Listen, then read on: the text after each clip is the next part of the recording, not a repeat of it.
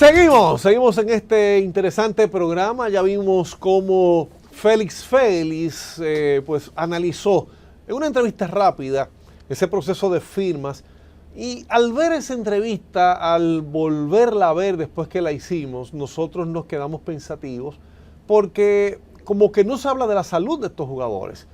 Se habla de que es un porcentaje muy bajito el que llega a Grandes Ligas, que aunque en esta ocasión firmaron más de 40 con $1 millón de bonos o más, estamos hablando de que esos peloteros no llegarán todos a Grandes Ligas, no serán estrellas, porque después de los que lleguen, que se habla de un 1%, entonces vienen los que se convertirán en estrella, que es un porcentaje aún menor.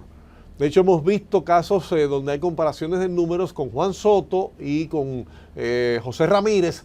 José Ramírez, por tener un bono de firma de $50,000, inmediatamente cogió una extensión y hoy en día está subvalorizado, gana mucho menos de lo que debería valer de acuerdo a su rendimiento en el terreno. Y lo de Juan Soto es un fenómeno. Entonces nos ponemos a pensar en la salud de estos muchachos y por eso decidimos traer para hablar largo y extendido sobre el tema de salud en los deportistas a un gran amigo. Él es ortopeda, especialista en medicina deportiva, Beethoven Terrero. Mi hermano Fran Camilo. Doctor Mister Deporte. Muchas gracias. Mister Deporte. Aquí estamos, míralo. Mister Deporte. Aquí estamos. Que no se moleste lo demás, Fran. Mister Deporte. Beethoven, ¿cómo estás? Fran, excelentemente bien, contento por la invitación, Fran. Y nada, siempre a la orden para poder aportar un granito para esos profesionales del deporte y también para todo aquel que le interesa la salud. Vamos a poner a la gente en contexto. Yo te conozco trabajando con federaciones, has trabajado como médico de la Federación de Fútbol, compartimos el viaje a Argentina, fuiste el encargado de la delegación médica de aquel equipo que debutó en un mundial para la República Dominicana en Argentina en mayo del 2023. Y sé de tu expertise, pero los que están viéndonos allí no conocen bien. ¿Cómo es que te haces primero ortopeda y te inclinas por la medicina deportiva? Mira, Fran, yo tuve la oportunidad de poder escoger cirugía y de la rama de la cirugía me fui por la ortopedia porque me interesaba. Luego, después de culminar los estudios como cirujano ortopeda, yo desde pequeño practicaba muchos deportes, diversidad, porque normalmente uno siempre, para no estar en casa, te ponían en baloncesto, en béisbol, en todo lo que apareciera, Fran, para quitarte ese tiempo de ocio en la casa. Entonces tenían, la modalidad era inscribirte hasta en karate, o tenías que inscribirte karate y boxeo para que no te dejara dar. Bueno, entonces todo ese preámbulo entonces me dio la suplicacia para yo entonces irme por el tema de la rama de la medicina deportiva, más específica de la traumatología deportiva. Yo tuve la oportunidad, gracias a Dios, de viajar a Argentina y hacer un fellow de traumatología deportiva y cirugía artroscópica, mínimamente invasiva, de rodilla y hombro, en Buenos Aires, Argentina. Entonces allá duró un año con el equipo de fútbol de Racing Fútbol Club, que en ese año tuve la suerte de que también ellos fueron campeones en ese año, en el 2019. Culminé el año y regresé. Entonces, cuando regresé, ya tenía ya un buen currículum background. Había trabajado con muchos deportistas de alto élite, gracias a esa oportunidad de poder estar en el equipo en el cual estuve. Entonces, veía muchos deportistas de diferentes disciplinas, porque ese club del Racing desarrollaba las diferentes ramas del deporte, balonmano, baloncesto, todo. Normalmente esos países, esas asociaciones... No béisbol, ¿verdad? Porque en Argentina no se juega béisbol. No, béisbol no. Entonces, cuando llegué aquí, con el tiempo tuve la oportunidad entonces de pertenecer al grupo médico de la Federación de Fútbol, en ese tiempo presidida por su presidente Rubén García y Arturo Heinzen, y después entonces con mi amigo John Carmona, que es el presidente de la Liga La Javilla, que somos muy amigos. Tuve la oportunidad de adentrarme en el tema deportivo, sobre todo con esas academias en donde tú ves una evolución de los jugadores que aspiran a una carrera profesional. Y entonces también en la Federación de Fútbol, con mi amigo Jipi también, ahí también como consulting, y también el baloncesto con diferentes academias como consulting, y sobre todo eso englobando el objetivo de poder aportar a esos atletas que quieren llegar a realizar su sueño de ser profesional. En este programa comenzamos hablando de béisbol, porque el proceso de firmas que mencionamos es el 15 de enero, bueno, se conoce como 2 de julio, pero por la pandemia cambió el 15 de enero, y tú me estás hablando de fútbol, de baloncesto, mencionaste hasta karate. Sí. ¿Cuál es la diferencia para fines de la persona física, del físico de un atleta entre un deporte y otro? ¿Hay que ser especialidad con los deportes también o simplemente ser especialista en medicina deportiva te avala ya para trabajar cualquier disciplina? Sí, Fran, lo que pasa es que yo creo que la actualización es súper importante. Cuando tú ya estás en el mundo de la traumatología deportiva o la medicina deportiva también, lo que después tú vas más que todo especificando, pero el cuerpo es uno. Entonces es sobre todo la visión al tratamiento de las diferentes patologías que ocurren en estos atletas. O sea que cualquier disciplina puede ser atendida por ti. Sí, sí, Fran. Me imagino, todas las veo. me imagino que hay ciertos puntos en común. Por ejemplo, baloncesto, depende mucho de las piernas. Claro. El futbolista también. Claro. El futbolista también de la rodilla, tobillos. El de voleibol de mucho del hombro. Entonces, hay patologías que son características de cierto tipo de deporte. Dependiendo si son deportes por encima del hombro, estamos hablando del hombro, voleibol, el béisbol también que incluye el codo. El voleibol es más completo porque el voleibol es salto, el baloncesto también. Entonces, el fútbol, que más que todo es rodilla y tobillo. Entonces son una serie de cosas que normalmente están caracterizadas dependiendo de qué tipo de actividad. Dicen que los médicos no paran de estudiar, que salen de la universidad y eso es como el primer paso. Son egresados, se gradúan de medicina, pero de ahí en adelante no paran nunca. Tú me hablabas de varios congresos de fútbol, congresos de béisbol, y cuando me hablaste del congreso de béisbol, que quiero que le digas a la gente de qué se trata, fue cuando se me ocurrió, tenemos que llevarte al programa a hablar de lo que está pasando con nuestros niños, porque yo siento que están sobreabusando de ellos. Pero háblame de estos congresos que tú has hecho y por qué te facultan más para tener una clínica hoy de medicina deportiva. Mira, Fran, el año pasado yo estuve en un congreso de medicina de fútbol específica que era avalado por la FIFA. Eso fue en Madrid. También participé en un congreso que hizo la FIFA como tal en Boston. Y también culminé el año, en diciembre fui a un congreso de béisbol. ¿Por qué estas cosas hay que hacerlas? Porque te mantienen actualizado, sobre todo a la toma de decisión de diferentes tipos de lesiones, ya sean tratamiento conservador o tratamiento quirúrgico. Y además, todo basado en evidencias, ¿de acuerdo? En estudios. En este congreso de béisbol, que tuve en Nueva York, ahora a principios de diciembre, estuve allá con el médico que es el encargado del equipo médico de los Yankees de Nueva York. Además de los médicos de Boston, había una serie de médicos que eran cabeza de las diferentes entidades, los equipos, ¿verdad? Boston, Cleveland, Tabel de Cleveland y muchos más. ¿Qué resulta, Fran? Esto te pone en contexto de cómo ellos miran el tema de la salud deportiva en relación a probablemente la de nosotros. En el Congreso se mencionó República Dominicana, porque si bien es cierto, nosotros somos un punto muy importante a la hora de la producción de peloteros para grandes ligas. Si te fijas, nosotros tenemos un buen lugar a la hora de tomar en cuenta la cantidad de peloteros que nosotros brindamos al mercado. Entonces hay una cosa, Frank, que se tocó mucho y es el tema de la cantidad en cuanto al porcentaje de las lesiones que están ocurriendo actualmente en pacientes, en niños jóvenes, en atletas jóvenes.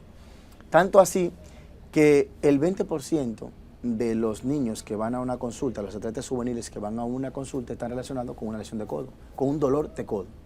Y el 10% de ese 20% están relacionadas con el uso excesivo de esa articulación. O sea que es un tema que es importante y hay que tomarlo en cuenta porque es integral, tanto del entrenador como del familiar y ya del médico, porque se hace ahí un círculo para la mejoría de que ese paciente, de que ese jugador llegue a su punto final. Recientemente, y en ese proceso de firmas que pasó el día 15 de enero anterior, vimos, escuchamos y leímos, hubo medios que publicaron que jóvenes dijeron que estaban apalabreados, que estaban acordados verbalmente hacía 3, 4 años atrás. Sí. Si están firmando con 16, estamos hablando de que a un niño le acordaron un contrato con 12 años. Sí. ¿Cuánto puede tirar un niño de 12 años? ¿Cuál es el entrenamiento que puede tener un niño de 12 años para estar pensando en firma? Mira, Frank, yo en estos últimos tiempos me he dado cuenta, si te fijas los bonos que estamos viendo nosotros de publicación, ¿no? De cuanto a cantidad, si te ves, están basados en posiciones que no son como las de antes, que era el pitch. Normalmente el pitcher, para que a usted lo firmaran, a usted tenía que ser pitcher. Si no, era imposible. A un catcher antes, para firmarlo era difícil, porque catcher, y el bono era menos. Cuando digo difícil, estamos hablando de cantidad de dinero. Entonces, actualmente nosotros estamos viendo que los bonos más altos están relacionados, Frank, con las diferentes posiciones y el pitcher ya no como antes. 4 millones al pitcher fulano, ya no. 4 millones al shortstop, 4 millones al catcher, 4 millones al outfield, al tercera base. Sí. ¿Qué sucede, Frank? Que eso quiere decir que hay un tema con los pitchers. Y es que nosotros comenzamos muy joven con la preparación de los lanzadores. ¿Qué quiere decir eso? Que los lanzadores empiezan tirando temprano. Y recuerda que hay un desgaste de eso, porque cuando nosotros empezamos a lanzar, por ejemplo, hay una escala en el cual en este congreso se llegó a la conclusión de que hay una cantidad de lanzamientos que deberían tomarse en cuenta a la hora de realizar cada atleta, dependiendo de su edad. Y hay una clasificación. De hecho, Frank, un lanzador atleta joven, entre 9 y 12 años, tendría que tirar por partido 75 lanzamientos. Y en la semana, Frank, de calentamiento, no más de 100 lanzamientos. Wow. Si es de 12 a 15 o 16, tendría que tirar 100 lanzamientos, con un periodo de descanso de 4 días, Frank, de 2 a 4 días. Eso no se respeta. Y en la semana, Frank, de tirar una cantidad de lanzamiento de 125. ¿Qué pasa con eso, Frank? Cuando tú llevas eso, más un fortalecimiento, más una nutrición, más un descanso, entonces tú estás construyendo a un atleta que va a perdurar en el tiempo y que su carrera no va a estar manchada por una lesión que le va a cortar el tiempo de ese atleta. Pero eso no se respeta. No creo que los preparadores de talento le digan a un niño, mira, lanzaste hoy 75 lanzamientos, siéntate y vuelve en 4 días. Eso yo no creo que se respete aquí, sobre todo cuando estamos buscando firmas. Bueno, Fran, lo que pasa es que tenemos que intentar, por lo menos intentar concientizar, porque al final de todo, todos los atletas, Fran, quieren llegar a ser profesionales, todos. Son pocos los que te dicen, no, yo juego por hobby, porque eso lleva cierto sacrificio, Frank, y todo lo que tú haces sacrificio es por un sueño de tú llegar a ser profesional. Entonces lo que debemos es concientizar para que nosotros podamos tener un producto mejor acabado en cuanto a duración en tiempo. Y eso se va a ver en cuenta, porque de nada vale que tú firmes un contrato, Frank, tirando 98, 100 millas, y que después tú no madures 2 años, Frank. Claro. No es correcto. Claro, y hemos visto que las lesiones de brazos son comunes no solamente en lanzadores. Ya vemos que le hacen sayón con frecuencia a jugadores del infield, sí, a un tercera base, Miguel Ángel Sanó, por ejemplo. Sí. Le tuvieron que hacer sayón, que explica a la gente que es sayón, Tommy John. Sí, sí, le tuvieron que hacer Tommy John a Miguel Ángel Sanó. Explica a la gente qué es el Tommy John. Mira, Frank, hay diferentes patologías que te pueden desencadenar un dolor en el codo.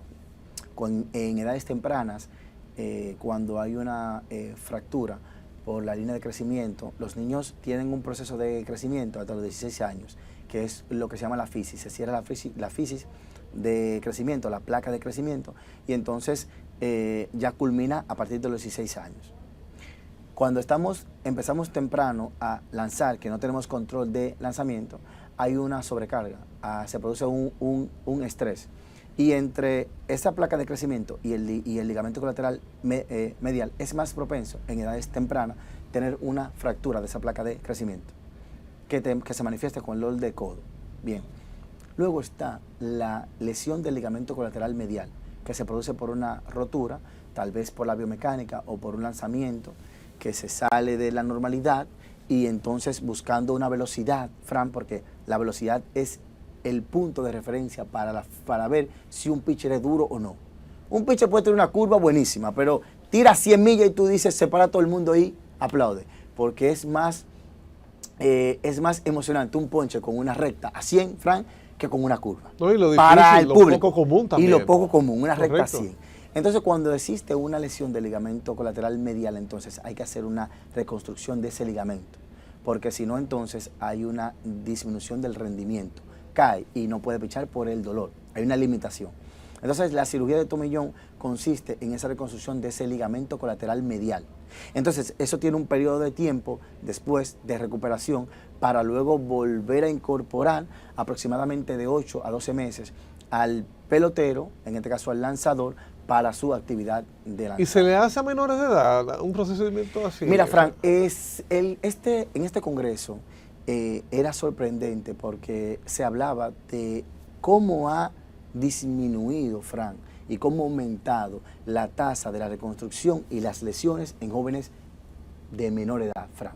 Ya ahí están presentando casos de reconstrucción de tomillón en niños de 14 y 13 años. ¿Cómo va a ser? Y de 15. ¿Y tiene un niño de 14 años futuro después de una operación como esa? De eso se habla, Fran. Lo que pasa es que nosotros tenemos también que concientizar, Fran, en ese caso también, a que no necesariamente tiene que ser jugador de grandes ligas.